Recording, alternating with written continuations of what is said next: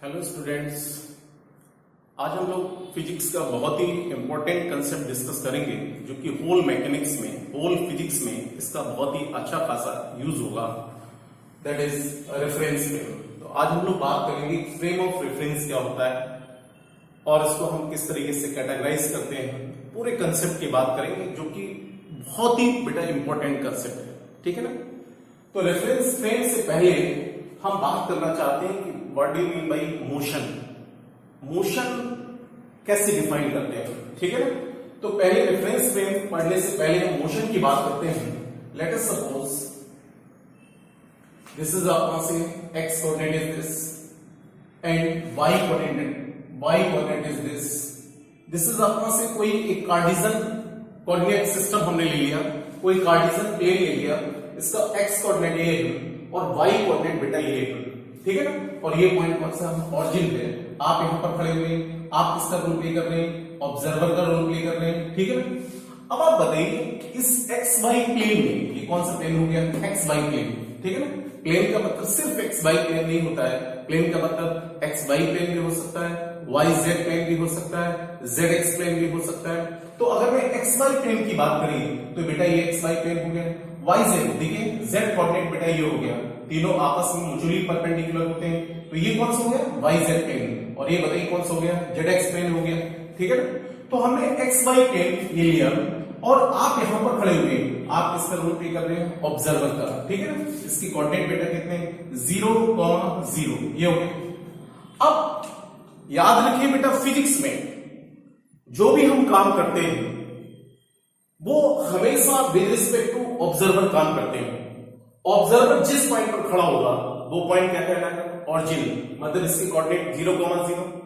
अब इस ऑब्जर्वर ने यानी कि आपने इस प्लेन में किसी पार्टिकल को देखा t = 0 पर, कहां पर बेटा, t = 0 पर, t = 0 पर किसी पार्टिकल की पोजीशन a पॉइंट पर है। मतलब यहां पर जो ऑब्जर्वर है, मतलब जो आप यहां पर खड़े हुए हैं, आपने देखा कि t = 0 पर इसकी पार्टिकल की पोजीशन, ए पॉइंट पर पार्टिकल की पोजीशन। फिर आपने 1 सेकंड के बाद जब आप देखा तो इसकी पार्टिकल की पोजीशन चेंज हो गई। 1 सेकंड के बाद बेटा पार्टिकल की पोजीशन यहां पर आ गई, देखो 1 सेकंड के बाद पार्टिकल की पोजीशन बी पॉइंट पर आ गई। आफ्टर t = 2 सेकंड, 2 सेकंड के बाद पार्टिकल की पोजीशन सी पॉइंट पर आ गई। आफ्टर अपना से बताओ 3 सेकंड, पार्टिकल की पोजीशन डी पॉइंट पर आ गई। मतलब अगर इन सारे पॉइंट्स को अपना से मीट कर दें, देखो इन सारे पॉइंट्स को क्या करते हैं बेटा, बोलो मीट कर दें, ठीक है। इन सारे पॉइंट्स को हमने मीट कर दिया तो हम यहां पर ये ऑब्जर्व कर रहे हैं कि जैसे जैसे पार्टिकल की पोजीशन चेंज हो रही है, किसके साथ बेटा, टाइम के साथ, किसके रिस्पेक्ट में, ऑब्जर्वर के रिस्पेक्ट में। तो हम कहेंगे कि पार्टिकल क्या कर रहा है, मोशन कर रहा है। मतलब यहां से देखिए ए पॉइंट पर जब पार्टिकल था तो इसकी पोजीशन ये थी, ये पोजीशन वेक्टर इज दिस, फिर ये पोजीशन वेक्टर ये हो गया, फिर ये हो गया, फिर ये हो गया, ठीक है। तो अल्टीमेट पार्टिकल की पोजीशन अगर चेंज हो, किसके साथ बेटा, टाइम के साथ, किसके रिस्पेक्ट में, ऑब्जर्वर के रिस्पेक्ट में। तो हम यहां पर जो खड़े हुए हैं हम कहेंगे कि पार्टिकल क्या कर रहा है, मोशन कर रहा है। तो किसी पार्टिकल का मोशन का मतलब इसकी अगर पार्टिकल की पोजीशन चेंज हो रही है, किसके साथ बेटा, टाइम के साथ, किसके रिस्पेक्ट में, ऑब्जर्वर के रिस्पेक्ट में, तो हम कहेंगे कि पार्टिकल मोशन कर रहा है। तो मोशन का मतलब होता है, अगर मोशन को डिफाइन करें, लिखना चाहे आप लिख लें, नोट कर लें। मोशन का मतलब होता है change of location of an object, change of location of an particle, change of location of an object with time, with respect to an observer is known as motion. Motion का मतलब आपको समझ में आ गया ना। तो मोशन हमने यहां पर, चलिए मैं लिख देता हूं थोड़ा सा। मोशन हमने यहां पर इस तरीके से डिफाइन किया बेटा, motion change of location, change of location of an object with time, comma, with respect to an observer, with respect to an observer is called motion। ये हो गया मोशन। अब बात आती है टाइप्स ऑफ मोशन की, यहीं पर चलिए बात कर लेते हैं। तो अगर यहीं पर टाइप्स ऑफ मोशन की बात करें तो टाइप्स में there are 3 types of motion. सबसे पहले हम बात करते हैं motion in one dimension. Motion in one dimension, one dimension motion की बात करते हैं। तो वन डायमेंशन मोशन का मतलब क्या होता है बेटा, जरा ध्यान से सुनिए। कितने डायमेंशंस कितने हैं? 3 डायरेक्शन देखिए, x coordinate, y coordinate, z coordinate. अगर मैं ये कहूं कि अगर किसी पार्टिकल की पोजीशन t इक्वल टू 0 पर यहां पर थी, 1 सेकंड के बाद यहां पर आ गई, 2 सेकंड के बाद यहां पर आ गई, 3 सेकंड के बाद यहां पर आ गई, मतलब इसकी x कोऑर्डिनेट चेंज हो रहा है। देखिए y चेंज हो रहा है क्या? नहीं, x कोऑर्डिनेट चेंज हो रहा है किसके साथ बेटा? टाइम के साथ। मतलब इसकी x पोजीशन चेंज हो रही है टाइम के साथ। तो बताइए वन डायमेंशन मोशन हुआ। वन डायमेंशन मतलब स्ट्रेट मोशन, स्ट्रेट लाइन में मोशन, दैट इज अपना से वन डायमेंशन मोशन। मतलब ये है कि अगर कोई x कोऑर्डिनेट चेंज हो रहा है, कौन सा बेटा? x कोऑर्डिनेट चेंज हो रहा है किसके साथ बेटा? टाइम के साथ, तो ये वन डायमेंशन मोशन होगा। या हम ये कहें कि अगर किसी पार्टिकल की पोजीशन t इक्वल टू 0 पर यहां पर है, t इक्वल टू 1 सेकंड के बाद बेटा यहां पर आ गई, 2 सेकंड के बाद यहां पर आ गई, 3 सेकंड के बाद यहां पर आ गई, 4 सेकंड के बाद यहां पर आ गई, इसका मतलब ये हुआ कि इसका y कोऑर्डिनेट चेंज हो रहा है विद रिस्पेक्ट टू टाइम। मतलब y position, y coordinate change हो रहा है किसके साथ बेटा? टाइम के साथ। तो हम कहेंगे ये भी तो कौन सा मोशन हो गया? वन डायमेंशन मोशन हो गया। तो हम यहां पर कहेंगे कि अगर y as a function of अपना से टाइम है, ये भी कौन सा बेटा? वन डायमेंशन मोशन हो गया। ठीक है। अब अगर ऑब्जर्वर के रिस्पेक्ट में इसका z कोऑर्डिनेट अगर चेंज हो रहा है, जैसे पार्टिकल की पोजीशन यहां है 1 सेकंड पे, 2 सेकंड के बाद यहां आ गई, 3 सेकंड के बाद यहां पर आ गई, 4 सेकंड के बाद यहां पर आ गई, मतलब अगर किसी पार्टिकल की पोजीशन z कोऑर्डिनेट में चेंज हो रही है तो वहां पर किसके साथ बेटा? टाइम के साथ। तो भी कौन सा मोशन होगा? वन डायमेंशन अपना से मोशन होगा। z as a function of time, ये भी वन डायमेंशन होगा। तो वन डायमेंशन का मतलब ही कि 3 डायमेंशन में से कोई भी एक डायमेंशन अगर टाइम के रिस्पेक्ट में चेंज हो रही है, एक कोऑर्डिनेट चेंज हो रहा है एक्स वाई जेड में से कोई भी एक विद रिस्पेक्ट टू टाइम, तो बताइए वहां पर कौन सा बेटा? वन डायमेंशन मोशन की बात करेंगे। तो आपके सिलेबस में यही तो है बेटा, वन डायमेंशन मोशन अपना से पूरा चैप्टर आपको आगे बढ़ाया जाए। अभी कोई हम वन डायमेंशन मोशन की बात नहीं करने जा रहे, हम इसको लिंक करेंगे किससे बेटा? रेफरेंस फ्रेम से। इसलिए हमें थोड़ा सा ये बताना पड़ रहा है, बेसिक्स आपको बताना पड़ रहा है। तो ये वन डायमेंशन मोशन हो गया। उसके बाद से जरा बात करते हैं motion in two dimension. Motion in two dimension, ठीक है ना? Two dimension. अब बताइए मोशन इन टू डायमेंशन का मतलब क्या होगा? कि 3 डायमेंशन में से कोई भी 2 कोऑर्डिनेट्स अगर टाइम के रिस्पेक्ट में चेंज हो रहे हैं तो बताइए कौन सा होगा? Motion in two dimension motion होगा। मतलब ये कहें कि अगर आपसे बेटा कहा जाए कि x y as a function of अपना से टाइम, बताइए टाइम के रिस्पेक्ट में 2 कोऑर्डिनेट चेंज हो रहे हैं एक्स वाई, तो बताइए टू डायमेंशन मोशन हो गया। अगर मैं ये कहूं y z as a function of अपना से टाइम, ये भी कौन सा हो गया बेटा? टू डायमेंशन मोशन हो गया। अगर मैं ये कहूं z x as a function of अपना से टाइम, तो ये भी कौन सा हो गया बेटा? टू डायमेंशन मोशन हो गया। तो टू डायमेंशन का मतलब ये होगा कि कोई भी 3 डायमेंशन में से कोई भी 2 डायमेंशन अगर टाइम के रिस्पेक्ट में चेंज हो रहे हैं तो वहां पर हम मोशन इन टू डायमेंशन की बात करेंगे। फॉर एग्जाम्पल, चलिए एग्जाम्पल की बात करें, मतलब यहां से हम कह सकते हैं, जैसे फर्स्ट एग्जाम्पल लेते हैं सर्कुलर मोशन। कौन सा बेटा? Circular motion. ये आपके सिलेबस में काफी डिटेल में आपको पढ़ाया जाएगा सर्कुलर मोशन। तो सर्कुलर मोशन ये 2 डायमेंशनल मोशन होता है, मतलब एक प्लेन में मोशन होता है। प्लेन का मतलब एक्स वाई प्लेन भी हो सकता है, वाई जेड प्लेन भी हो सकता है, जेड एक्स प्लेन भी हो सकता है। तो एक प्लेन में मोशन होता है, ठीक है ना? एक प्लेन में मोशन होगा तो ये आपका सर्कुलर मोशन, एक प्लेनर आपका होता है बेटा, ठीक है ना? तो इस तरीके से ये आपका से बताइए कौन सा हो गया? ये 2 डायमेंशनल मोशन हो गया। या हम बात करें प्रोजेक्टाइल मोशन। कौन सा बेटा? बोलो प्रोजेक्टाइल मोशन, ठीक है ना? Projectile motion, projectile motion. तो प्रोजेक्टाइल मोशन में क्या होता है? ये भी यहां पर केवल 2 कोऑर्डिनेट चेंज होते हैं। देखो t इक्वल टू 0 पर आप यहां पर खड़े हुए, इसके कोऑर्डिनेट कितने बेटा? 0,0। फिर आफ्टर सम टाइम एक पार्टिकल यहां पर आ गया, आफ्टर सम टाइम ये पार्टिकल, तो इसके कोऑर्डिनेट कितने हैं? x, y, मतलब ऑरिजिन से ये x ये y, फिर यहां पर आ गया। तो हर इंस्टेंट पर केवल 2 कोऑर्डिनेट चेंज हो रहे हैं, तो बताइए ये भी कौन सा होगा बेटा? बोलो 2 डायमेंशनल मोशन हो गया, ठीक है ना?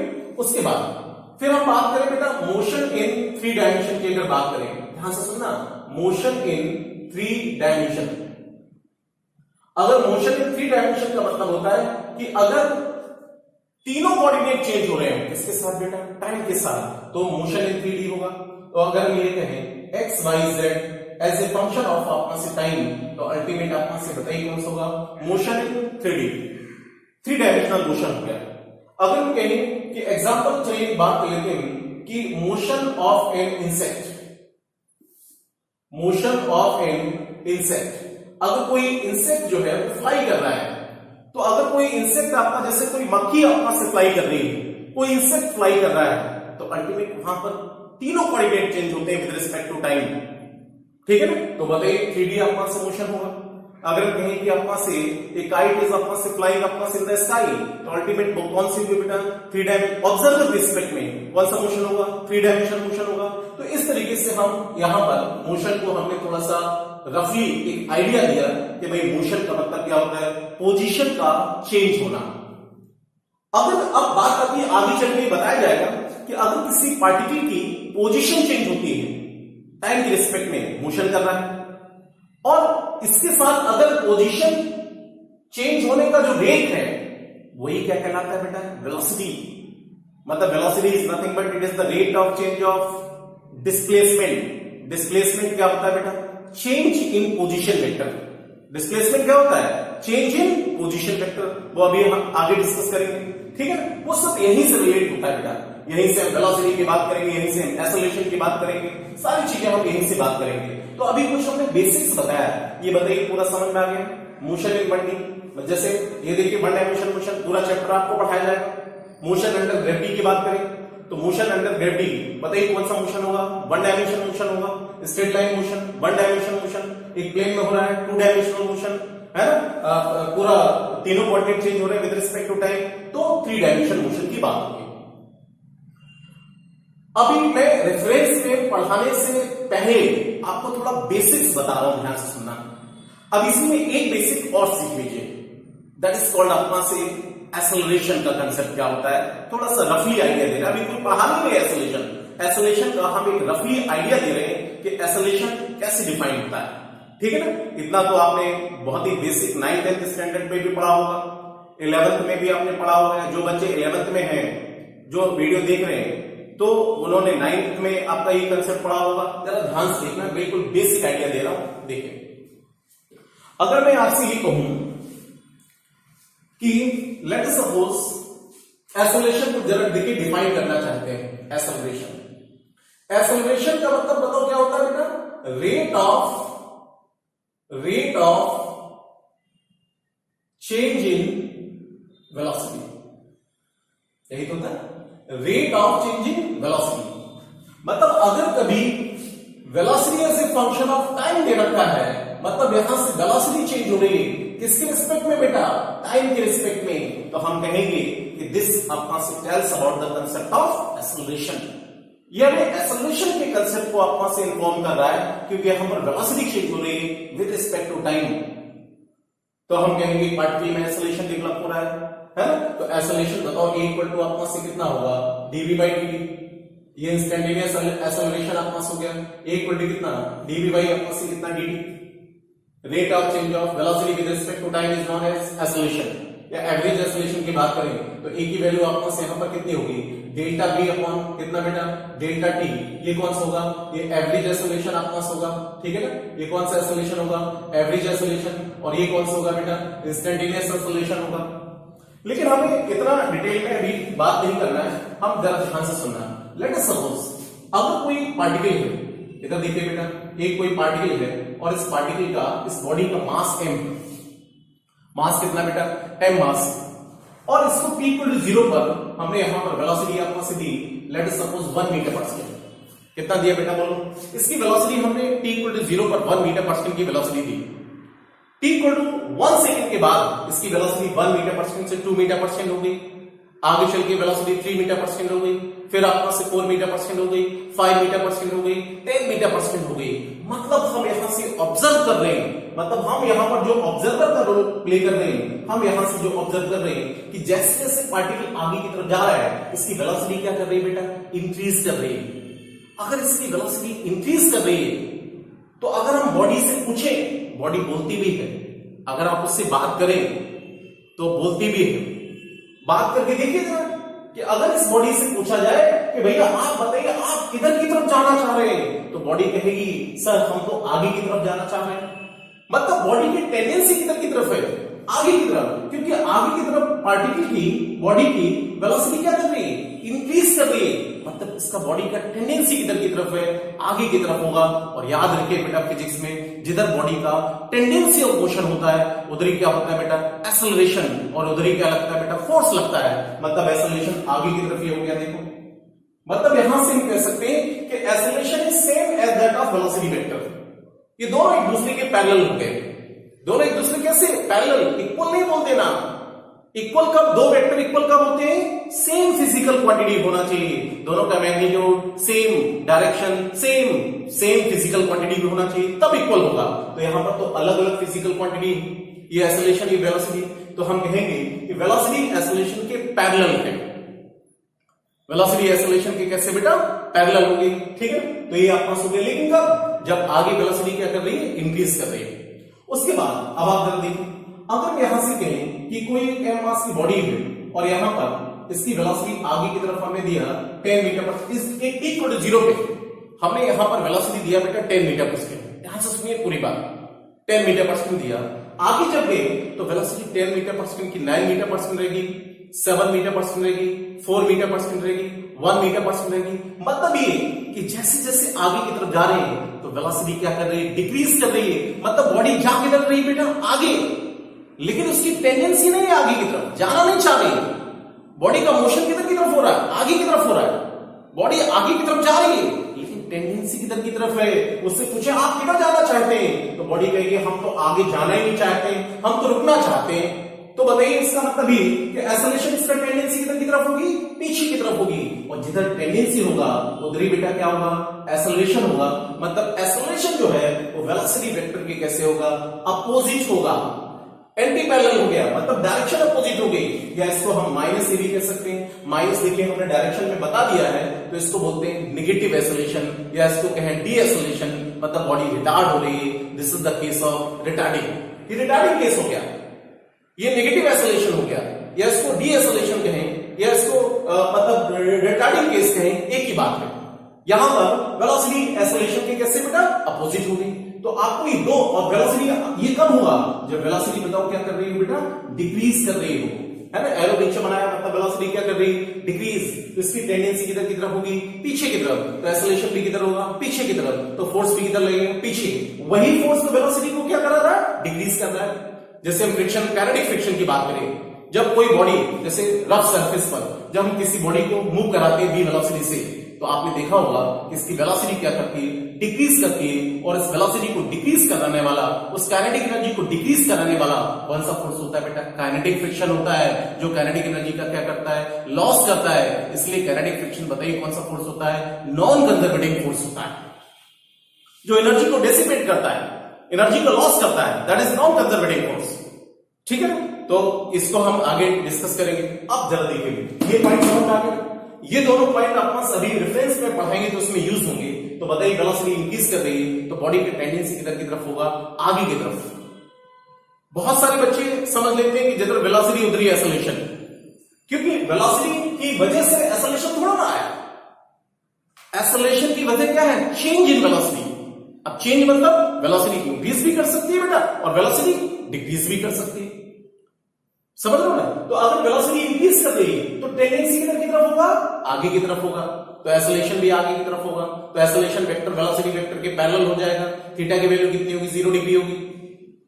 यहां पर देखिए वेलोसिटी डिक्रीज कर रही है, तो अगर इस बॉडी से पूछे कि भैया बताओ आप किधर की तरफ जाना चाहते हो, तो बॉडी कहेगी सर हम तो आगे जाना ही नहीं चाह रहे, हम तो पीछे की तरफ जाना चाहते हैं, पीछे हम तो रुकना चाहते हैं। लेकिन तो बताओ टेंडेंसी किधर की तरफ होगी, पीछे की तरफ, तो एक्सेलरेशन भी किधर होगा, पीछे की तरफ। तो acceleration vector is opposite to that of velocity vector, मतलब एक्सेलरेशन और वेलोसिटी वेक्टर के बीच एंगल कितना होगा, 180 डिग्री होगा। दोनों एक दूसरे कैसे होंगे, एंटी पैरेलल होंगे। यहां पर देखो एक्सेलरेशन बताओ कैसा हो गया, पैरेलल टू अपना से वेलोसिटी वेक्टर हो गया, और यहां पर एक्सेलरेशन जो है वो अपना से कैसा हो गया बेटा, एंटी पैरेलल, कैसा हो गया, एंटी पैरेलल टू आपस से बताइए वेलोसिटी वेक्टर आपस हो गया। यहां पर थीटा की वैल्यू कितनी 0 डिग्री, यहां पर थीटा की वैल्यू कितनी 180 डिग्री आपस हो गई। इन दोनों के बीच एंगल ये हो गया, ठीक है ना, इन दोनों के बीच एंगल हो गया। तो आपको इतना समझना है बेटा, ठीक है ना, क्लियर हो गया, कोई दिक्कत तो नहीं। अब देखिए एक चीज और, एक होता है बेटा कांस्टेंट वेलोसिटी। कांस्टेंट वेलोसिटी, कोई भी पार्टिकल कांस्टेंट वेलोसिटी से कब मूव करता है, तो वेलोसिटी कौन सी क्वांटिटी है बेटा, वेक्टर क्वांटिटी, ठीक है। अगर वेलोसिटी वेक्टर क्वांटिटी है तो इसमें दो चीजों से मिलकर के बनता है, एक तो क्या बेटा मैग्नीट्यूड, और दूसरा बेटा क्या है डायरेक्शन।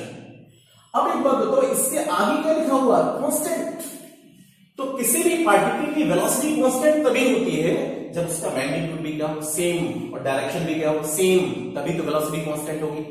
और अगर वेलोसिटी कांस्टेंट हो गई मतलब उसमें कोई चेंज नहीं हो रहा है, तो एक्सेलरेशन की वैल्यू कितनी होगी 0, फोर्स बताओ कितना होगा 0, ठीक है। मतलब ये कि अगर मैं यहां से कहें कि कोई पार्टिकल है t इक्वल टू कितना 0 पर, इसकी वेलोसिटी अपना से लेट सपोज अपना से कितनी 5 मीटर पर सेकंड, ये बेटा बोलो कितनी 5 मीटर पर सेकंड। आफ्टर सम टाइम फिर इसकी वेलोसिटी v2 कितनी होगी 5 मीटर पर सेकंड होगी, फिर आगे गए फिर इसकी वेलोसिटी 5 मीटर पर सेकंड आसपास होगी। मतलब ये हम यहां पर ये कहना चाहते हैं, बताइए मैग्नीट्यूड क्या बेटा सेम और डायरेक्शन भी क्या है सेम, तो वेलोसिटी कांस्टेंट, एक्सेलरेशन कितना 0, एक्सेलरेशन कितना 0, फोर्स कितना 0। ये तो न्यूटन के फर्स्ट लॉ को फॉलो कर रहा है, ठीक है ना, न्यूटन के कौन से फर्स्ट लॉ को फॉलो कर रहा है। न्यूटन ने अपने फर्स्ट लॉ में क्या कहा था कि अगर कोई पार्टिकल कोई बॉडी अगर रेस्ट पर है तो वो रेस्ट पर ही रहेगी, अगर उसको कांस्टेंट वेलोसिटी से मूव करा दिया जाए तो कांस्टेंट वेलोसिटी से मूव करती रहेगी unless acted upon bye an external force. जब तक कि इसके ऊपर कोई एक्सटर्नल फोर्स प्रोड्यूस ना किया जाए तब तक ही मोशन करती रहेगी कांस्टेंट वेलोसिटी से, ऐसा प्रैक्टिकली पॉसिबल नहीं है। अब इसकी बात हम लोग चलिए आगे करेंगे। तो सबसे पहले बताओ इतनी बात आपको समझ में आ गई कि नहीं आ गई, ठीक है, फिर आगे बढ़ते हैं। अब बात आती है, हम इतना सब पढ़ने के बाद अब मैं यहां पर डिस्कस करना चाह रहा हूं रेफरेंस फ्रेम के बारे में, ठीक है, जिसको आप चाहो तो नोट कर लीजिए, इसको मैं हटा देता हूं।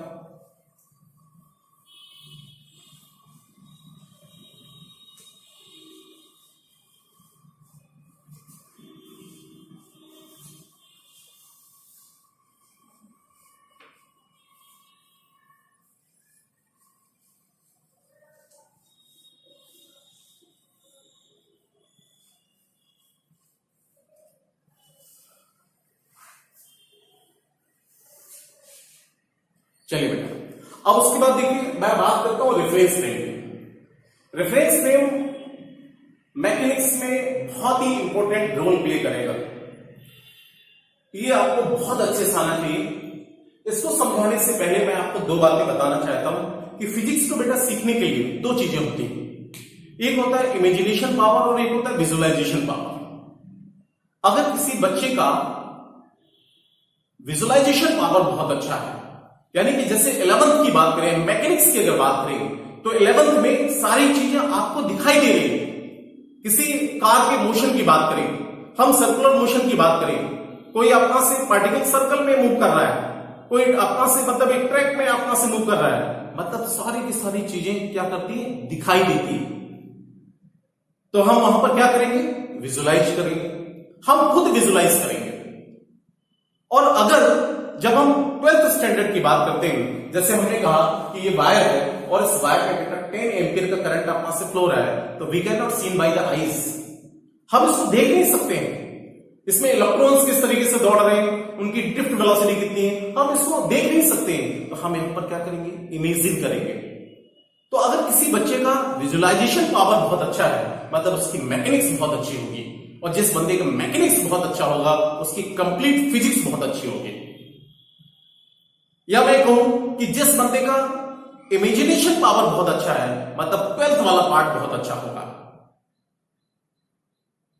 और पूरा का पूरा 12th वाला पार्ट रिलेटेड टू 11th, मतलब मैकेनिक्स बहुत अच्छा होना चाहिए आपका बेटा। मैकेनिक्स से चीजें हम क्या करते हैं विजुअलाइज करते हैं, पूरा ब्रेन ऊपर हो जाता है, ठीक है ना। तो हम यहां पर आज वही अब बात आती कि सर विजुअलाइजेशन पावर कैसे आए। तो ये एक दिन का काम नहीं है कि हमने बोला कि बेटा विजुअलाइज करो चीजों को, आपने विजुअलाइज करना स्टार्ट कर दिया, नहीं, कि टाइम के साथ कंसेप्ट के साथ ऑटोमेटिकली अपने आप आने वाली चीजें हैं। जैसे जैसे आप पढ़ाई स्टार्ट करेंगे कंसेप्ट के साथ, वैसे वैसे आपकी फीलिंग्स आने लगेगी फिजिक्स की, वैसे वैसे फिजिक्स को आप विजुलाइज करने लगेंगे, फिजिक्स को आप इमेजिन करने लगेंगे।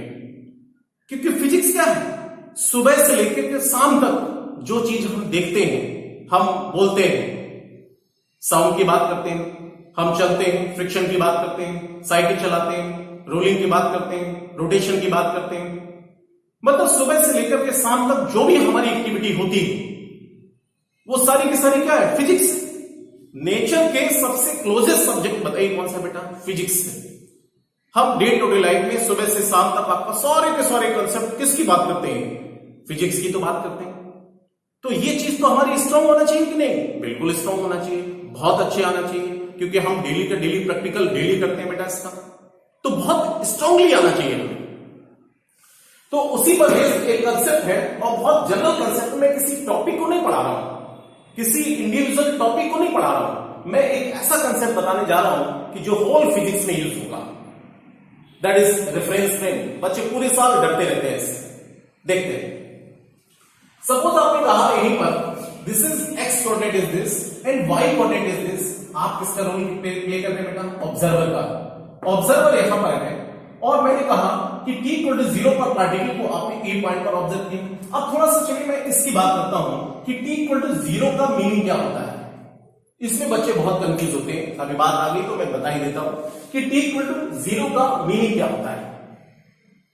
फॉर एग्जाम्पल, जैसे मान लीजिए ये हमारे पास एक बड़ा सा एक हॉल है और इस हॉल के अंदर हमने, ध्यान से सुनना पूरी बात, मैं क्या बोलने जा रहा हूं, बहुत इंपॉर्टेंट पॉइंट है, बच्चे बहुत गड़बड़ी करते हैं इसमें। t इक्वल टू 0 पे इस पूरे हॉल के अंदर मैंने कल शाम को किसी बॉडी से बोला, मैंने कोई पार्टिकल रखा हुआ था, एक बॉडी रखी हुई थी, मैंने उस बॉडी से बोला कि आपको इस हॉल के अंदर पूरी रात आपका मोशन करना है। कल नाइट में इस बॉडी से, मैंने एक बॉडी से बोला कि आपको इस हॉल के अंदर पूरी होल नाइट आपको से क्या करना है, मोशन करना है। बॉडी ने कहा ठीक है सर, पूरी रात आपको से मोशन करते रहेंगे। बॉडी ने काम अपना करना चालू कर दिया। मैं शाम को, नाइट को कोचिंग सेंटर बंद करके घर चला गया। बॉडी क्या करती रही, बॉडी अपना से होल, अपना से नाइट, अपना से मोशन करती रही। लेकिन जब हम सुबह मॉर्निंग में आए और मॉर्निंग में आके जैसे मैंने इस रूम को ओपन किया तो बताइए मैं किसका रोल प्ले कर रहा हूं, ऑब्जर्वर का रोल प्ले कर रहा हूं। तो जैसे मैंने रूम को ओपन किया तो मैंने पाया कि बॉडी क्या कर रही थी, मोशन कर रही थी। तो आपने जिस इंस्टेंट पर बॉडी को देखना चालू किया वो टाइम कहां से स्टार्ट होगा, t इक्वल टू 0 से टाइम स्टार्ट होगा। क्यों, क्योंकि रात में कोई ऑब्जर्वर नहीं था।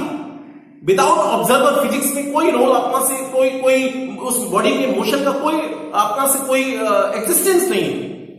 मतलब जो रात में बॉडी ने मोशन किया उस मोशन का फिजिक्स में कोई लेना देना नहीं है।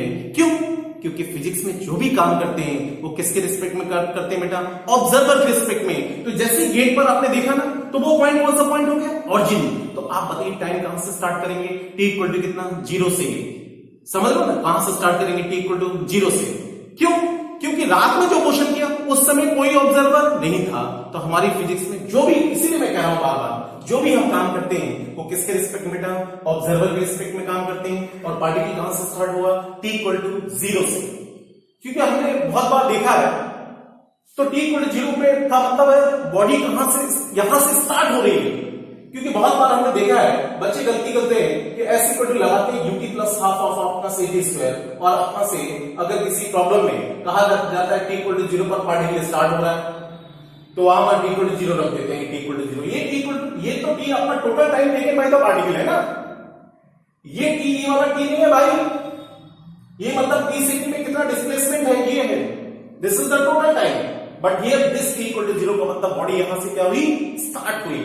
तो कभी कभी बहुत गलती आत्मा से बच्चे कर देते हैं। तो पहले ये समझिए t इक्वल टू 0 का मतलब क्या है, ठीक है, मेरे ख्याल से समझ में आ गया। ओके, अब चलिए आगे देखते हैं। उसके बाद यहां पर मैंने कहा, चलिए फिर से रिपीट कर देता हूं, this is x coordinate is this and y coordinate is this. आप यहां पर खड़े हो गए, t इक्वल टू 0 पर पार्टिकल को आपने कहां पर देखा बेटा, a पॉइंट पर। After some time t equal to 1 second पर पार्टिकल b पॉइंट पर। t इक्वल टू 2 सेकंड पर पार्टिकल सी पॉइंट पर, तो पार्टिकल क्या कर रहा है, मोशन कर रहा है। याद रखिए, तो ये जो प्लेन है, जिस प्लेन में, इसको बताओ एक्स वाई को हम, एक्स वाई इसको हम क्या बोलते हैं, इसको बोलते हैं प्लेन। मैथमेटिक्स की लैंग्वेज में क्या बोलेंगे, एक्स वाई प्लेन। क्या बोलेंगे, एक्स वाई प्लेन या वाई जेड प्लेन या जेड एक्स प्लेन, इसको प्लेन कहें मैथमेटिक्स की लैंग्वेज में, या कॉम्प्लेक्स प्लेन कहें या ऑर्गन प्लेन कहें, एक ही बात तो है। लेकिन इसी प्लेन को जहां पर कोई ऑब्जर्वर किसी पार्टिकल के मोशन को डिस्क्राइब कर रहा है, ऑब्जर्व कर रहा है, that plane is known as reference frame. तो रेफरेंस फ्रेम का मतलब क्या हुआ, रेफरेंस फ्रेम का मतलब वो फ्रेम जहां पर कोई ऑब्जर्वर किसी पार्टिकल के मोशन को क्या करे, डिस्क्राइब करे, that frame is known as reference frame.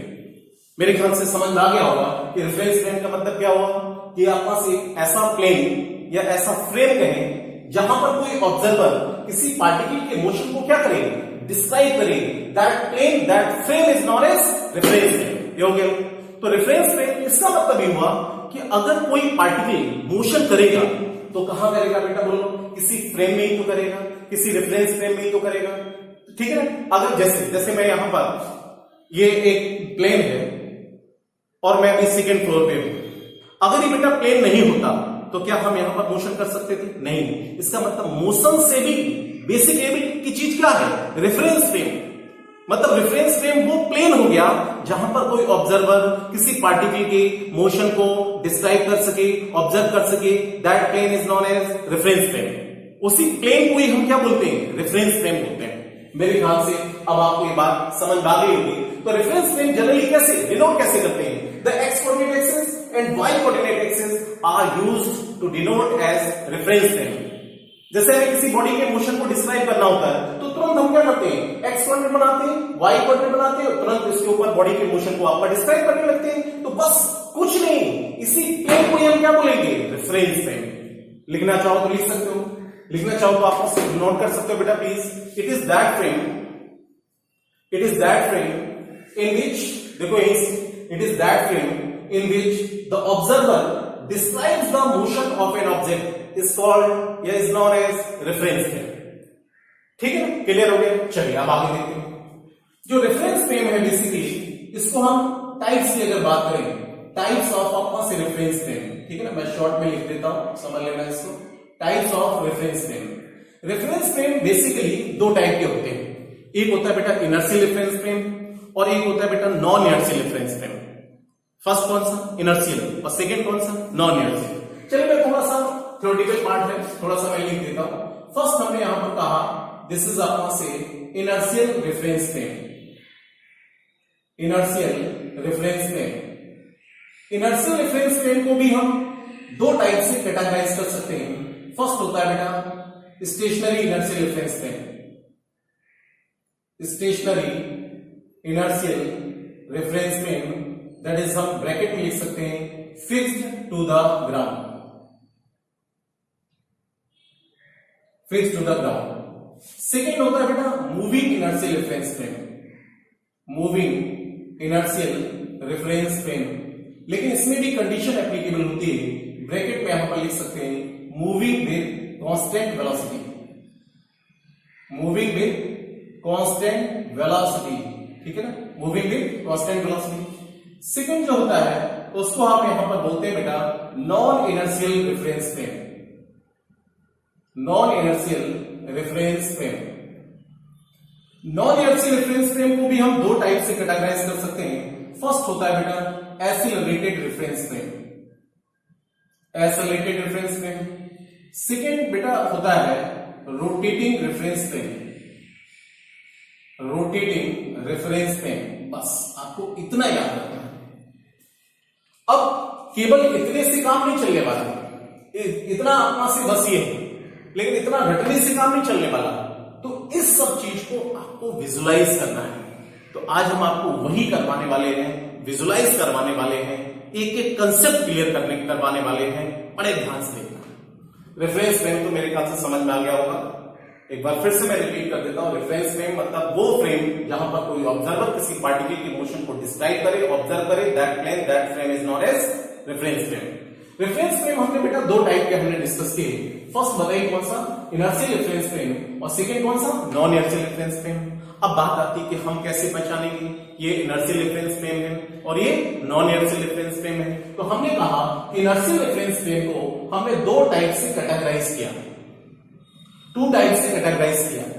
इसका फर्स्ट पार्ट जो है stationary inertial reference frame that is fixed to the ground. अब इसको जरा समझने की कोशिश करिए, क्या बोल रहा हूं बेटा, stationary inertial reference frame that is fixed to the ground.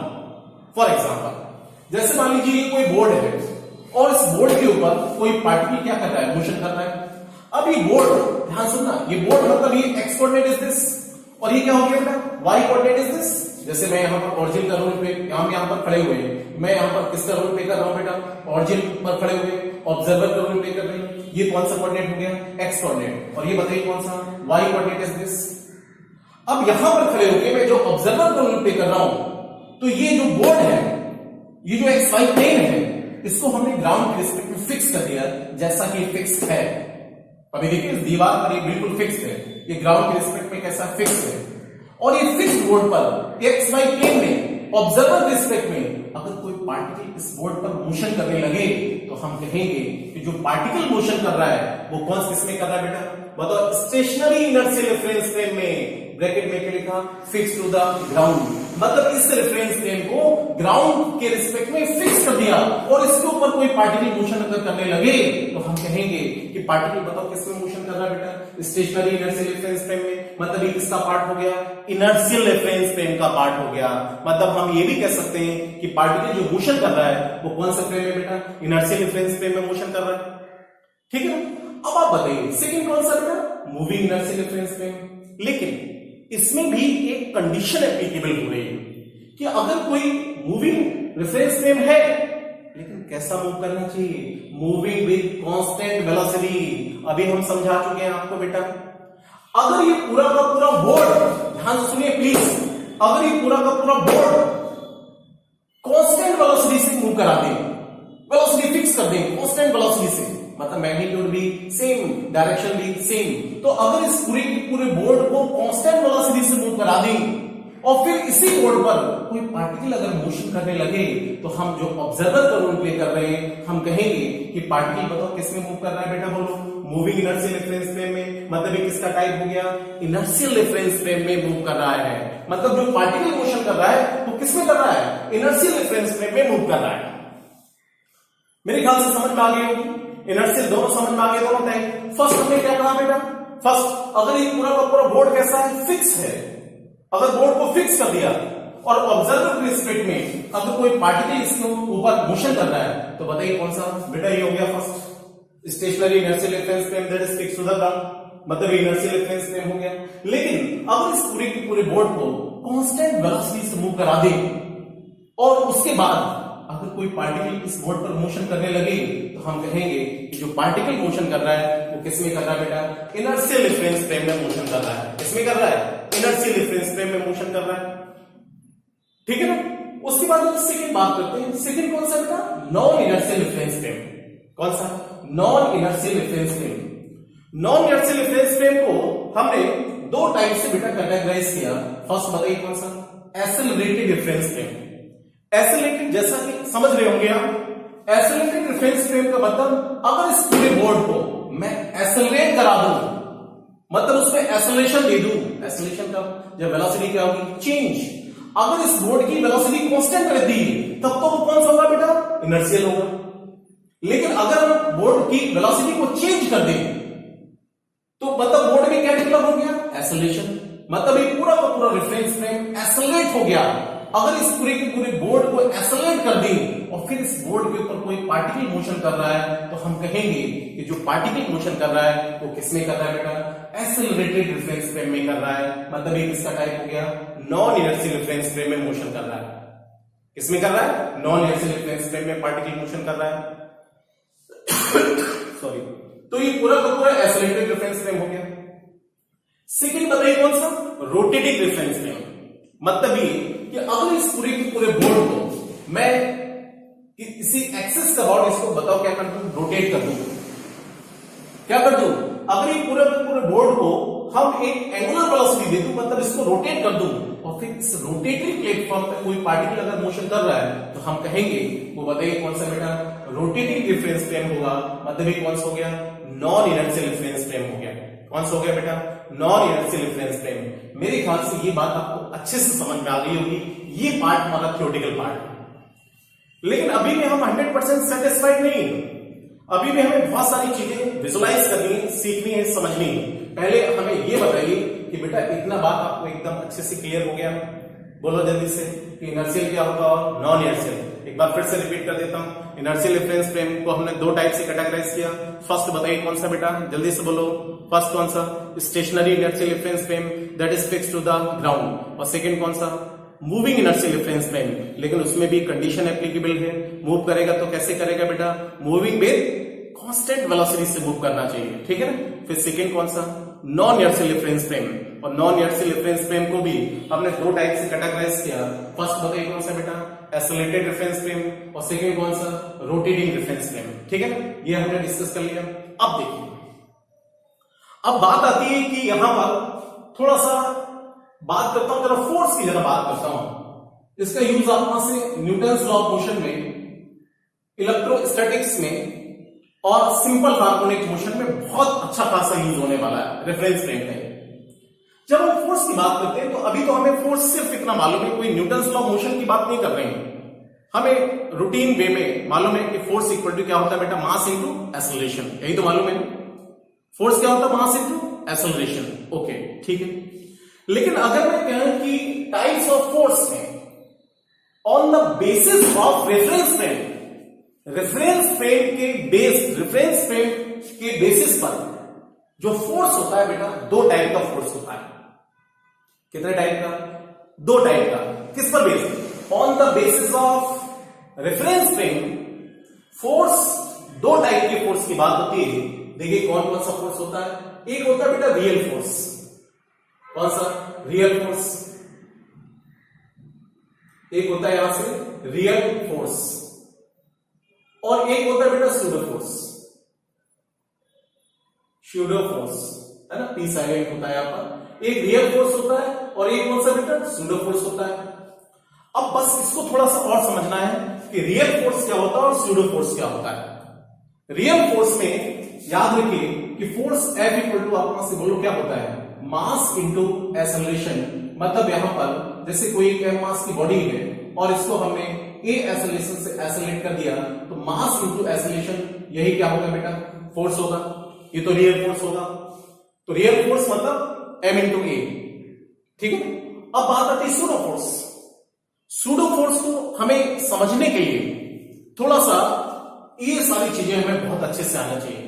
Inertial क्या होता है, नॉन इनर्शियल क्या होता है। चलिए मैं थोड़ा सा एक एग्जांपल के जरिए आपसे पूछता हूं कि आपने जितना पढ़ा है वो आपको समझ में आया कि नहीं आया। अपने दिमाग में अपने से थोड़ा सा आंसर देना बेटा, मैं आपसे पूछूंगा प्रॉब्लम, ठीक है ना।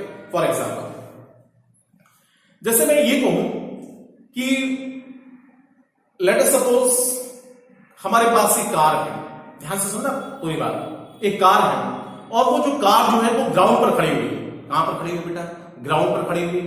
और उस कार के अंदर एक ड्राइवर बैठा हुआ है, एक बंदा बैठा हुआ है, और आप कहां पर खड़े हुए हैं, ग्राउंड पर। आप किसका रोल प्ले कर रहे हैं, ऑब्जर्वर का। आप रोड के किनारे खड़े हुए हैं और उस साइड, रोड के उस साइड एक कार के अंदर एक ड्राइवर बैठा हुआ है, एक बंदा बैठा हुआ है। अगर हम आपसे पूछें, आप यानी कि ऑब्जर्वर रोल प्ले कर रहे हैं, मैं आपसे पूछूं कि बेटा बताइए कि जो ड्राइवर बैठा हुआ है वो कौन सा फ्रेम में बैठा हुआ है, तो आप बताइए कौन सा फ्रेम होगा। अरे बेटा ये बताइए कि वो जो ड्राइवर है जिस कार में बैठा हुआ है, तो जो कार का प्लेटफॉर्म है उसमें बताओ क्या कर सकता है, मोशन कर सकता है। मतलब वो क्या होगा, रेफरेंस फ्रेम हो गया कि नहीं हो गया, बिल्कुल हो गया। रेफरेंस फ्रेम हमने क्या बताया, वो प्लेन जहां पर कोई ऑब्जर्वर किसी पार्टिकल के मोशन को क्या कर सके, डिस्क्राइब कर सके, तो उसी प्लेन को हम क्या बोलेंगे, रेफरेंस फ्रेम। तो कार भी तो एक रेफरेंस फ्रेम हो गया। अब आप बताइए, मैं आपसे पूछता हूं, आप जो ग्राउंड पर खड़े हुए हैं, मैं आपसे पूछता हूं बेटा बताइए कि वो जो ड्राइवर बैठा हुआ है, बताइए कौन सा फ्रेम में बैठा हुआ है। तो कार भी आपका सिर्फ विद रिस्पेक्ट टू ग्राउंड। तो बताइए कौन सा, स्टेशनरी इनर्शियल रिफरेंस। मतलब हम क्या कहेंगे, वो बताइए बंदा, वो ड्राइवर कौन सा फ्रेम में बैठा हुआ है, इनर्शियल रिफरेंस फ्रेम में बैठा हुआ है। किसमें बैठा हुआ है, इनर्शियल रिफरेंस फ्रेम में बैठा हुआ है। उसके बाद उस ड्राइवर ने गाड़ी को स्टार्ट कर दिया, और जैसे गाड़ी को स्टार्ट किया तो गाड़ी की वेलोसिटी पहले कितनी थी बेटा? 0। वेलोसिटी कितनी? 0। तो जैसी गाड़ी को स्टार्ट करेगा तो स्टार्ट करने पर कार की वेलोसिटी 0 से क्या हुई? इंक्रीज हुई। और जैसी कार की वेलोसिटी 0 से इंक्रीज हुई तो कार में क्या डेवलप हो गया? एक्सेलरेशन। क्योंकि पहले वेलोसिटी 0 थी और जैसी गाड़ी को उसने स्टार्ट किया तो वेलोसिटी 0 से इंक्रीज हुई, और जैसी वेलोसिटी 0 से इंक्रीज हुई मतलब कार में क्या डेवलप हो गया? एक्सेलरेशन। अब बताइए वो कौन सा फ्रेम में आ गया? एक्सेलरेटेड रेफरेंस फ्रेम में आ गया। मतलब हम आपसे पूछें कि बेटा अब बताइए वो ड्राइवर कौन सा फ्रेम में है, तो एक्सेलरेटेड रेफरेंस फ्रेम मतलब वो कौन सा? नॉन इनर्शियल रेफरेंस फ्रेम में आ गया। किसमें आ गया बेटा? नॉन इनर्शियल रेफरेंस फ्रेम में आ गया। उसके बाद आफ्टर सम टाइम, गाड़ी स्टार्ट होने के कुछ समय के बाद, जब गाड़ी कांस्टेंट वेलोसिटी से जा रही थी रोड पर, कैसे जा रही थी बेटा? कांस्टेंट वेलोसिटी से जा रही थी। मैं आपसे अब पूछता हूं, अब बताइए बेटा वो ड्राइवर कौन सा फ्रेम में है? बताइए मूविंग विद कांस्टेंट वेलोसिटी मतलब कौन सा फ्रेम में आ गया? इनर्शियल रेफरेंस फ्रेम में आ गया। जब वो बंदा ड्राइवर कांस्टेंट वेलोसिटी से जा रहा था मतलब कौन सा फ्रेम में आ गया? इनर्शियल रेफरेंस फ्रेम में आ गया। Moving with constant velocity inertial reference frame हो गया, ठीक है। उसके बाद जब वो बंदा कांस्टेंट वेलोसिटी से जा रहा था, अचानक आपका फ्रंट में कोई आ गया, कोई गाय भैंस कोई जानवर आ गया, तो बताइए उसको बचाने के लिए वो बंदा क्या करेगा? जाहिर सी बात है वो बंदा क्या करेगा? कार में क्या करेगा? ब्रेक लगाएगा। अब बेटा ऐसा तो नहीं होगा कि कार में जैसे ब्रेक लगाया कि कार उसी पॉइंट पर स्टॉप हो गई, ऐसा तो पॉसिबल नहीं। क्या होगा? कुछ डिस्टेंस ट्रेवल करने के बाद कार की फाइनल वेलोसिटी कितनी होगी बेटा? 0। मतलब ये कि कार की वेलोसिटी क्या होगी? डिक्रीज करेगी, और डिक्रीज होते होते होते आपके पास फाइनल वेलोसिटी कितनी? 0। अब मुझे बताइए क्या कार की वेलोसिटी डिक्रीज कर रही है तो कार क्या होगी? कार का एक्सेलरेशन किधर की तरफ होगा? पीछे की तरफ होगा। मतलब कार क्या होगी? डीएक्सेलरेट होगी। कार वेलोसिटी आगे डिक्रीज कर रहा है तो कार का एक्सेलरेशन किधर की तरफ होगा? पीछे की तरफ होगा। मतलब वो बंदा कौन सा फ्रेम में आ गया? नॉन इनर्शियल रेफरेंस फ्रेम में आ गया। अगेन एक्सेलरेटेड रेफरेंस फ्रेम में आ गया। कौन सा बेटा? नॉन इनर्शियल रेफरेंस फ्रेम में आ गया। पॉइंट समझ में आ गया ना? क्लियर? अब देखिए आगे। अब बात आती है कि अब यहां पर हमें सूडो फोर्स को समझाना है। सूडो फोर्स को समझाने के लिए मैं जो अभी कार वाला एग्जांपल लिया, ध्यान से सुनिए बेटा प्लीज। इंटरेस्टिंग है थोड़ा सा। अगर आपको ये इंटरेस्ट आ गया तो आगे और भी बहुत सारी चीजें इंटरेस्ट आने लगेगा फिजिक्स में। फिजिक्स में यही तो है, चीजों को क्या करना है? विजुलाइज करना है बस। थ्योरी कितना है कोई भी बच्चा रख सकता है, लेकिन इसका मतलब ये नहीं रट लिया मतलब फिजिक्स आने लगी, नहीं। आपको विजुलाइज करना आना है पूरा, इसका मीनिंग आपको पता होना चाहिए, ठीक है ना? तो जो हमने कार वाला एग्जांपल लिया, उस कार वाले एग्जांपल को मैं दोबारा से रिपीट करना चाहूंगा। पहले आप कहां पर खड़े हुए थे? ध्यान से सुनिए। अगर आप कहां पर खड़े हुए थे? ग्राउंड पर खड़े हुए थे। लेकिन अब की बार मैंने क्या किया? आपको गाड़ी के अंदर बैठा दिया। अगर आगे चल के आप अपनी कार खरीदते हैं, आपके पास एक बढ़िया सी लग्जरी कार है, तो आप बताइए कहां पर बैठना पसंद करेंगे? आगे वाली सीट पे, पीछे वाली सीट पे? बोलिए, जाहिर सी बात है पीछे वाली सीट पर बैठना पसंद करेंगे। आगे कौन बैठेगा? ड्राइवर बैठेगा आपका, ठीक है। तो आपके पास एक कार है, आप पहले जो ग्राउंड पर खड़े हुए थे, ग्राउंड पर ना खड़े होकर कार के पीछे वाली सीट पर है। इमेजिन करिए जरा, विजुलाइज करिए। और आगे कौन है बेटा? ड्राइवर है। और मैं जो है वो ऑब्जर्वर का रोल प्ले कर रहा हूं, या कोई आपका एक दूसरा फ्रेंड है वो ग्राउंड पर खड़ा हुआ, वो किसका रोल प्ले कर रहा है? ऑब्जर्वर का रोल प्ले कर रहा है। चलिए मैं ही ऑब्जर्वर का रोल प्ले कर रहा हूं। अब ध्यान सुनना। अब मैंने आपसे पूछा बेटा बताइए, जब कार स्टेशनरी थी, मैंने आपसे पूछा बताइए बेटा आप कौन सा फ्रेम में हैं? तो आप क्या कहेंगे? आप कहेंगे सर मैं तो स्टेशनरी इनर्शियल रेफरेंस फ्रेम में, मतलब फिक्स टू द ग्राउंड में, मतलब आप इनर्शियल रेफरेंस फ्रेम में। अब ध्यान सुनना, जैसी गाड़ी को क्या किया ड्राइवर ने, गाड़ी की वेलोसिटी को जैसे स्टार्ट किया, मतलब वेलोसिटी क्या होगी? इंक्रीज हुई। तो तुरंत बताइए कार कौन सा फ्रेम में आ गई? जल्दी से बोलिए। अब आप बताइए कौन सा फ्रेम में आ गए? नॉन इनर्शियल रेफरेंस फ्रेम में, एक्सेलरेटेड रेफरेंस फ्रेम हो गया। तो जैसे ही एक्सेलरेटेड रेफरेंस फ्रेम हो गया तो आपने देखा होगा कि जैसी गाड़ी, विजुलाइज करिए कि आप गाड़ी के पीछे वाली सीट पर बैठे हुए हैं, और जैसे आपका से ड्राइवर ने गाड़ी को स्टार्ट किया तो आप पर जग बताओ किधर की तरफ लगता है? पीछे की तरफ। तो जो जग पीछे की तरफ लगा, उसी जग का ही नाम क्या है? Pseudo force. सूडो मतलब ऐसा कुछ है नहीं, एक छदम है, एक आभासी है। This is not the real force. Pseudo force मतलब जैसे ड्राइवर ने गाड़ी को, पहले वेलोसिटी कितनी थी? 0, मतलब इनर्शियल रेफरेंस फ्रेम था। लेकिन जैसी गाड़ी को अपना से बताइए वेलोसिटी अपना से इंक्रीज किया, स्टार्ट किया गाड़ी को, तो तुरंत बताइए वेलोसिटी आगे जीरो से क्या हुई, इंक्रीज। तो कार का एक्सेलरेशन किधर की तरफ होगा, आगे की तरफ। मतलब आप कौन से फ्रेम में आ गए, नॉन इनर्शियल में। तो आप पर जर्क बताओ किधर लगा, पीछे की तरफ। तो जो जर्क पीछे लगा उसी जर्क को ही हम नाम क्या देंगे, सूडो फोर्स। तो सूडो फोर्स बेटा कौन सा फ्रेम में लगा, नॉन इनर्शियल रेफरेंस फ्रेम में लगा। जब गाड़ी क्या हो गई, एक्सेलरेट हो गई, तो बताओ सूडो फोर्स कौन सा फ्रेम में, नॉन इनर्शियल रेफरेंस फ्रेम में लगा। नॉन इनर्शियल रेफरेंस फ्रेम में आपस लगा। और pseudo force F equal to होता है m इंटू माइनस ए। क्या होता है बेटा, F equal to m into minus a. तो सूडो फोर्स में इसका मतलब ये होता है मास किसी और का, एक्सेलरेशन किसी और का, तो ये कौन सा फोर्स होगा, सूडो फोर्स। सूडो फोर्स में मास किसका होता है, आपका, आपके ऊपर फोर्स लगा। लेकिन एक्सेलरेशन आपका नहीं होता है, एक्सेलरेशन किसका होता है, कार का होता है। किसका होता है, कार का। और कार के एक्सेलरेशन की किधर लगता है, अपोजिट। क्योंकि जैसी कार की वेलोसिटी जीरो से इंक्रीज हुई तो कार का एक्सेलरेशन किधर की तरफ होगा, आगे की तरफ। तो आप पर जर्क बताओ किधर लगेगा, पीछे की तरफ। तो बताइए सूडो फोर्स किधर लगता है बेटा, कार के एक्सेलरेशन के अपोजिट लगता है। कौन सा फ्रेम में लगता है, नॉन इनर्शियल रेफरेंस फ्रेम में लगता है। कौन सा फ्रेम में बेटा, नॉन इनर्शियल रेफरेंस फ्रेम में सूडो फोर्स लगता है। अब उसके बाद फिर उसके कुछ समय के बाद गाड़ी कैसी थी बेटा, कांस्टेंट वेलोसिटी से जा रही थी। बताइए कौन सा फ्रेम में आ गए, कांस्टेंट वेलोसिटी से। तो बताइए कौन सा फ्रेम में आ गए, इनर्शियल रेफरेंस फ्रेम में आ गए। और जब वेलोसिटी कांस्टेंट है तो कार का एक्सेलरेशन कितना, जीरो। और जैसी कार का एक्सेलरेशन जीरो तो सूडो फोर्स कितना, जीरो। तो वहां पर pseudo force inertial reference frame में सूडो फोर्स कभी नहीं लगेगा। सूडो फोर्स किस में लगेगा बेटा, नॉन इनर्शियल रेफरेंस फ्रेम में लगेगा। ओके, क्लियर हो गया, ठीक है। उसके बाद जब कांस्टेंट वेलोसिटी से जा रही थी तो आपके ऊपर कोई जर्क नहीं लगने वाला, क्योंकि वेलोसिटी कांस्टेंट है। तो एक्सेलरेशन कितना, जीरो। फोर्स बताओ कितना, जीरो। कोई सूडो फोर्स नहीं लगने वाला। इनर्शियल रेफरेंस फ्रेम में कभी सूडो फोर्स नहीं लगता है। उसके बाद जब गाड़ी बेटा कांस्टेंट वेलोसिटी से जा रही थी, अचानक अगेन वही कंसेप्ट मैं रिपीट कर रहा हूं, जब अचानक कोई गाय भैंस कोई जानवर आ गया तो उसको बचाने के लिए बताओ ड्राइवर क्या करेगा, ब्रेक लगाएगा। और जैसे ही ड्राइवर ने बेटा ब्रेक लगाए तो तुरंत बताइए कार की वेलोसिटी क्या होगी, डिक्रीज। ध्यान से सुनिए, कार की वेलोसिटी क्या होगी, डिक्रीज। तो तुरंत जैसी कार की वेलोसिटी डिक्रीज होगी तो कार का एक्सेलरेशन किधर होगा, पीछे की तरफ। तो आप पर जर्क बताओ किधर लगेगा, आगे की तरफ। क्यों, क्योंकि जर्क बताओ किधर लगता है, कार के एक्सेलरेशन के अपोजिट लगता है। यहां पर माइनस का इंडिकेट करता है बेटा डायरेक्शन।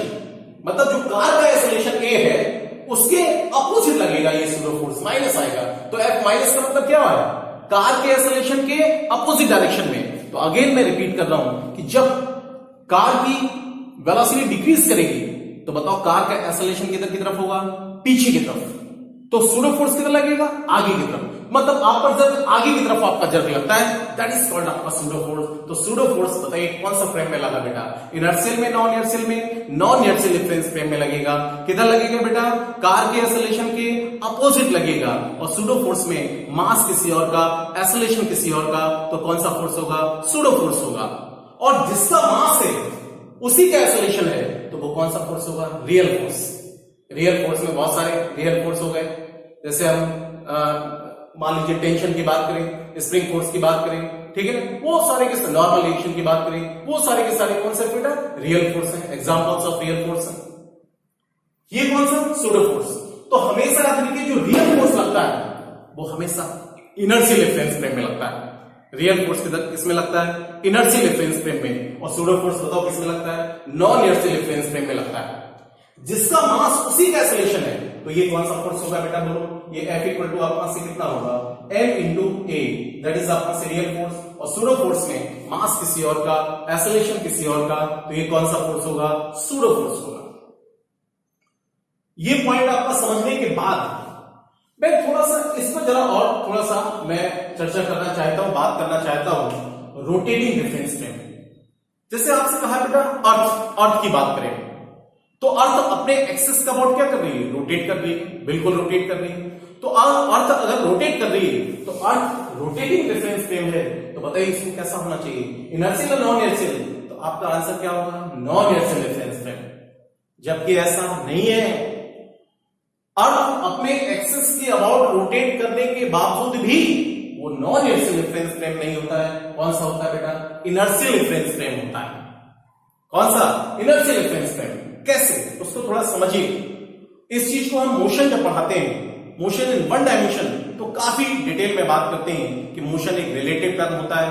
मोशन ना तो एब्सोल्यूट रेस्ट में हो सकता है, ना तो एब्सोल्यूट अपना से मोशन डायनेमिक पोजीशन हो सकता है। मोशन एक रिलेटिव टर्म है कि अगर कोई रेस्ट पर है तो मोशन में हो सकता है, अगर कोई पार्टिकल मोशन कर रहा है तो रेस्ट पर हो सकता है। ये किस पर डिपेंड करता है? रेफरेंस फ्रेम पर डिपेंड करता है।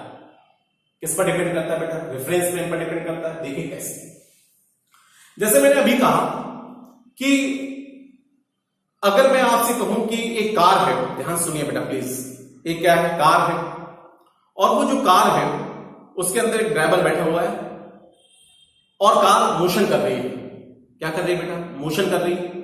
तो अगर कार मोशन कर रही है, मतलब मोशन मतलब इसकी पोजीशन क्या हो रही है? चेंज हो रही है। मैं आपसे पूछूं कि बेटा बताइए कार क्या कर रही है, तो आप कहेंगे सर मोशन कर रही है। लेकिन अगर आपको कार के अंदर बैठा दे, अब मैं आपसे पूछूं बताओ ड्राइवर क्या कर रहा है, तो आप कहेंगे ड्राइवर तो सर रेस्ट पर है। क्यों? क्योंकि आपके पास उस समय ड्राइवर, आपके रिस्पेक्ट में ड्राइवर की पोजीशन क्या चेंज हो रही है? नहीं। अगर 1 मीटर के डिस्टेंस होगा तो t = 0 पे कितना? 1 मीटर। t = 1 सेकंड के बाद भी 1 मीटर, मतलब उसकी पोजीशन चेंज नहीं हो रही। अगर उस ड्राइवर की पोजीशन चेंज नहीं हो रही तो आपके रिस्पेक्ट में वो कैसा हो गया? रेस्ट पर। लेकिन अगर आप ग्राउंड पर आ गए तो बताइए वो क्या कर रहा है? मोशन कर रहा है, क्योंकि आपके रिस्पेक्ट में उसकी पोजीशन क्या होगी? चेंज होने लगी। लेकिन जैसे आप कार के अंदर गए तो बताइए वो कैसा दिखने लगा? रेस्ट पर दिखने लगा। इसी तरीके से ये जो अर्थ है वो अपने एक्सिस का क्या कर रही है? रोटेट कर रही है। लेकिन आप कहां खड़े हुए हैं? आप तो अर्थ के ऊपर ही खड़े हुए, तो अर्थ क्या बताओ आपको रोटेट करते हुए दिखेगी? नहीं।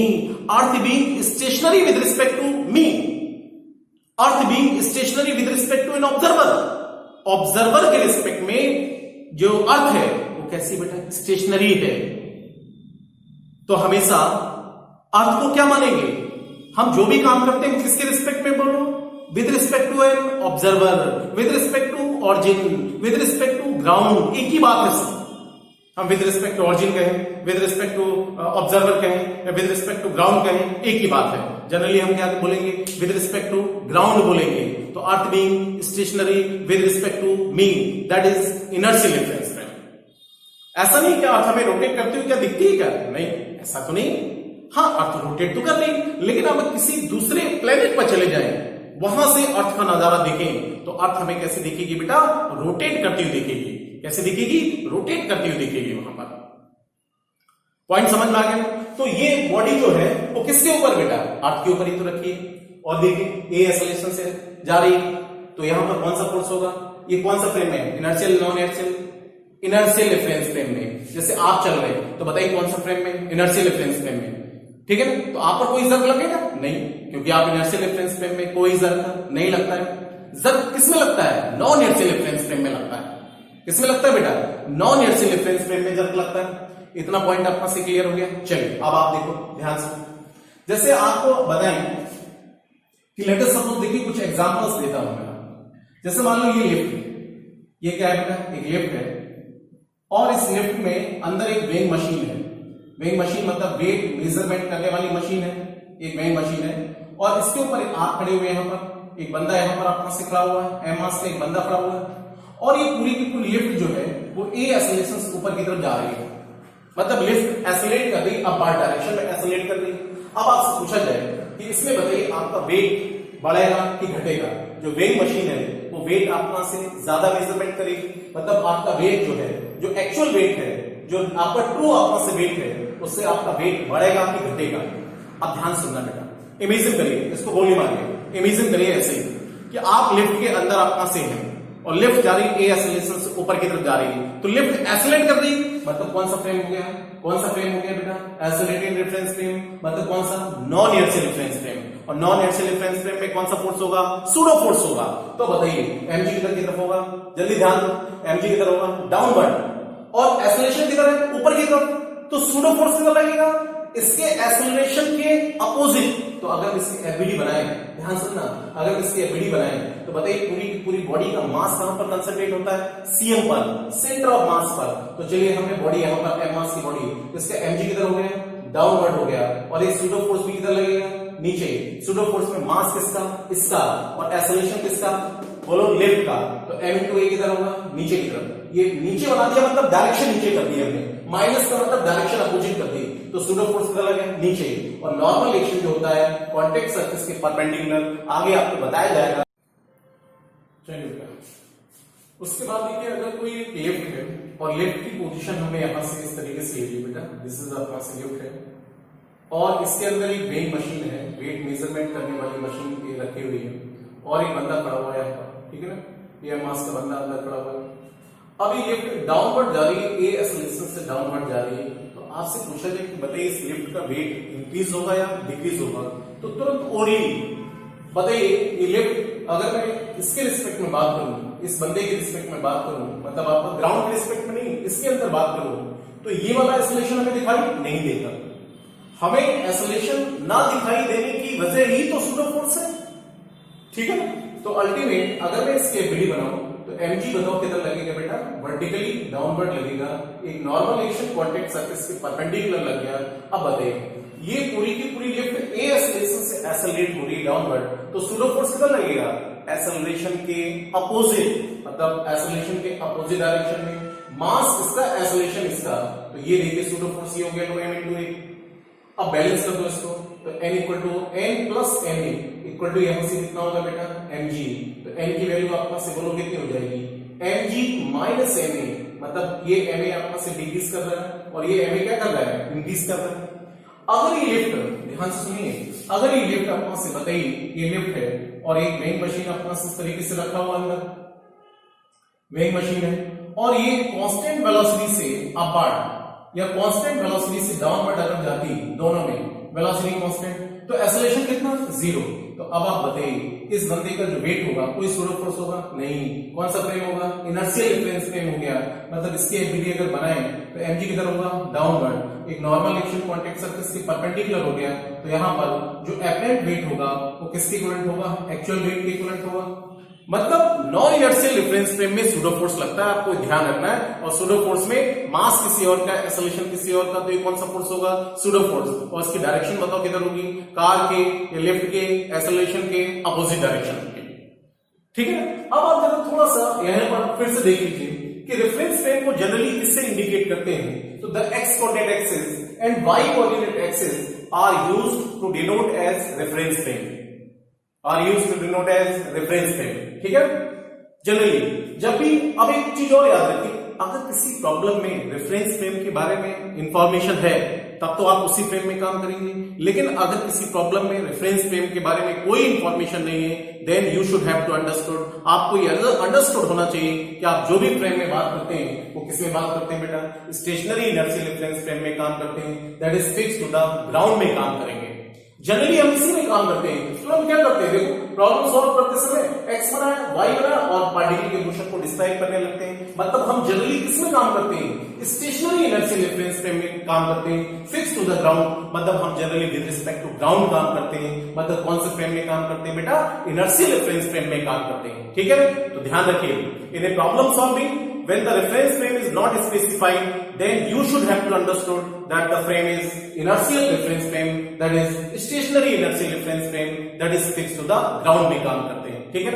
दूसरी बात बताइए, न्यूटन ने अपने फर्स्ट लॉ में क्या कहा बेटा, न्यूटन ने अपने फर्स्ट लॉ में कहा कि अगर कोई पार्टिकल, अगर कोई बॉडी रेस्ट पर है तो हमेशा कैसी रहेगी, रेस्ट पर ही रहेगी, और अगर कांस्टेंट वेलोसिटी से मोशन कर रही है तो वो कांस्टेंट वेलोसिटी से मोशन करती रहेगी unless acted upon bye an external force, जब तक कि उसके ऊपर कोई एक्सटर्नल फोर्स प्रोड्यूस ना किया जाए, ठीक है ना।